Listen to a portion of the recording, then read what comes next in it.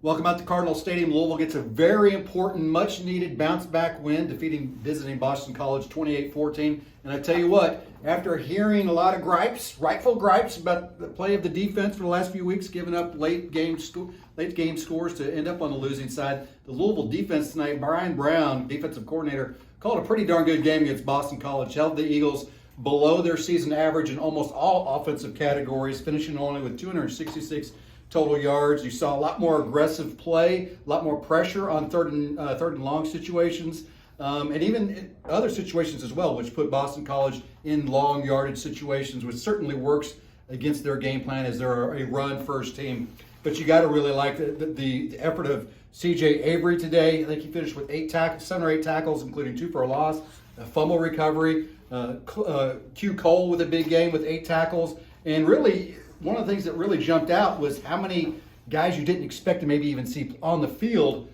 have an impact today. Mason Reiger with a big tackle as well as forcing a fumble. Josh Minkins, a huge interception in the end zone to potentially put the game out of reach. And then, of course, Raheem Craig basically seeing his first real snaps of the year. Part of their dime package comes in and just flies right by the offensive line to come up with his first career sack. So first career sack for Raheem, first career interception for Josh, first career forced fumble for Mason.